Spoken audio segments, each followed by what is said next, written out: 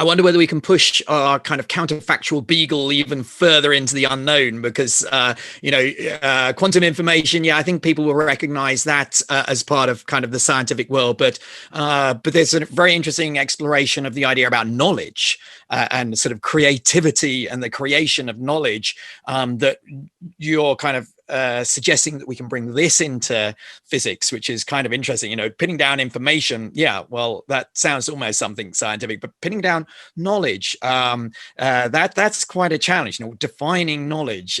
Could you take us a little bit through those kind of ideas? Yes.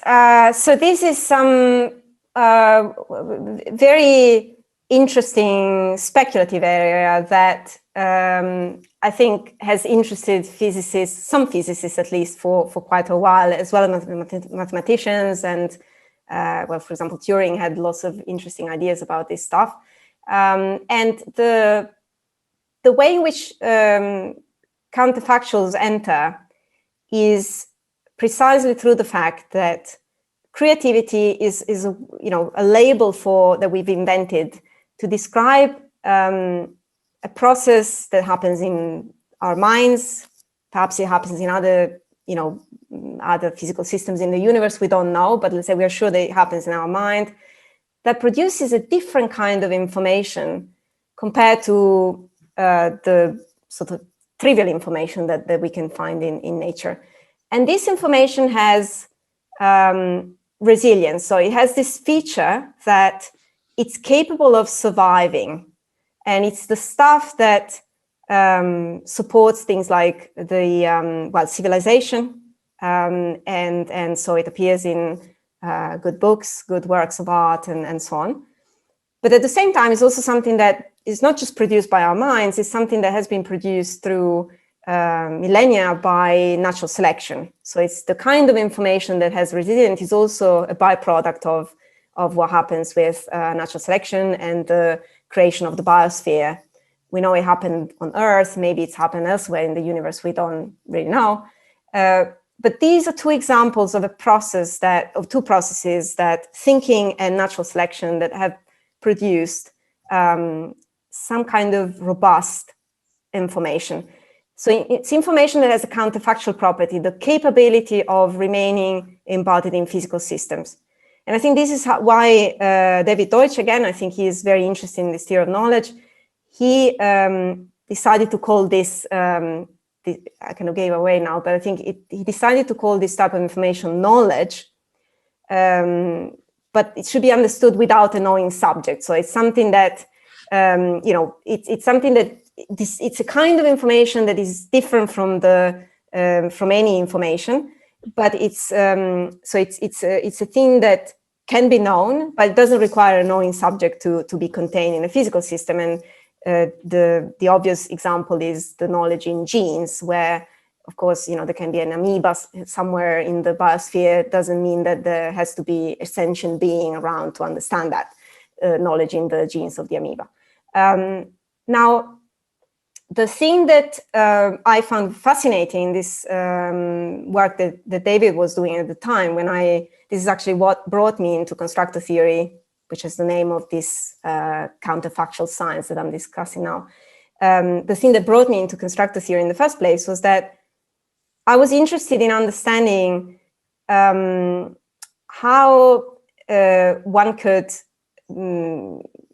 reconcile these high-level description that we have in biology about knowledge and resilient information in genes and self-reproduction that is very accurate, which happens with bacteria and so on, with the underlying laws of physics that we have. And I think this is a thing that had been questioned by several quantum physicists, including Bohr and Wigner and even Schrödinger and so on. And the thing that I found fascinating in constructor theory was that it had a very simple point of attack into describing this type of resilient information in an objective way that doesn't require to refer to arbitrary entities, observers, subjective things. And so that sounded like a very interesting conceptual step that counterfactuals allow for. And should be the first step of a theory of how this knowledge behaves. Because the thing that ultimately physicists would like to have, which we don't have that, but it would be nice to have it, is a way of understanding if there are general universal laws, just like there are for heat and work, for example, in thermodynamics, that say how this knowledge behaves once it's in the world. So, we know that when knowledge comes about in the biosphere, then it has maybe a bit more likelihood of survival because it's, there's a little bit of knowledge more than before, and it's easier for this organism to survive. Now, this is a very kind of intuitive, descriptive statement. But what if there was a law that could say actually that there is a trend that has to occur once, let's say, a given amount of knowledge exists in a certain context? This would be very important for us to know. And I think this is necessary also to understand, how civilization progresses, how to look for different forms of life in the universe, and so on. Yeah, it was because, my last book, which was about can artificial intelligence be creative? The challenge of, and I think people felt very antagonistic towards the idea because they sort of believe that creativity has to happen in a human mind, is very anthropomorphic kind of view. And so I was very interested in kind of your discussion because I think it would be very helpful to sort of understand, whether an AI system can be creative. And I think, one of the definitions I used of creativity in the book was that, it should be something new, sure, but, can create lots of new, uninteresting things.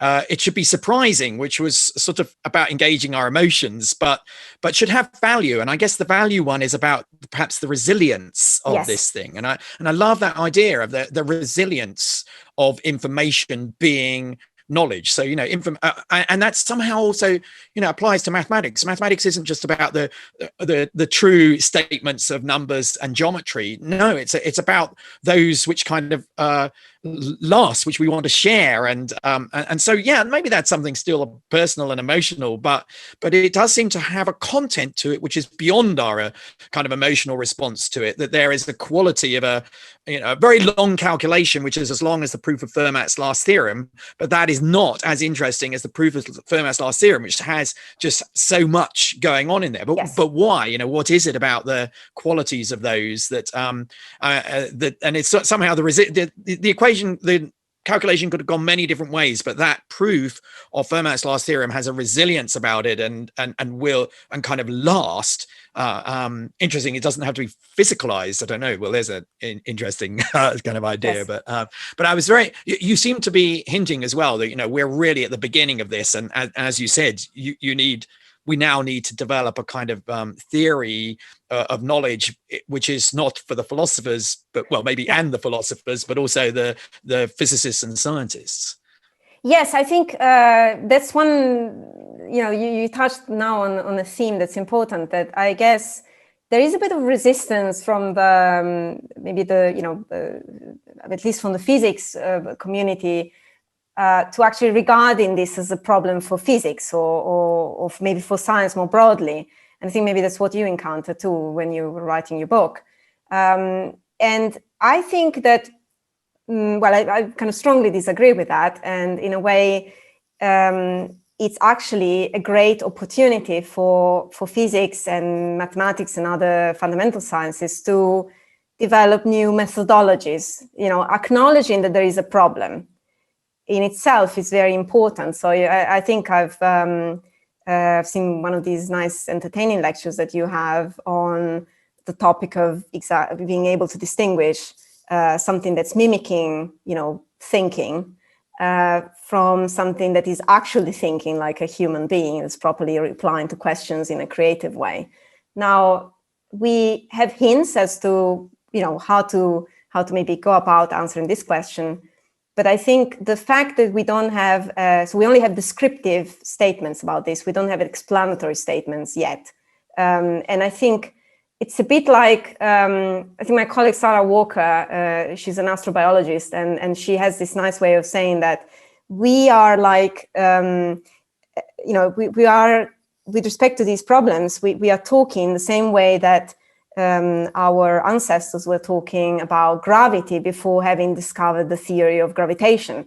You know, when we were saying, oh, you know, when there are two objects and we drop them, they go down, and, you know, they seem like they are going, you know, different speeds, but actually maybe not. And then we were making these experiments, and we didn't have actually maybe even the notion of speed.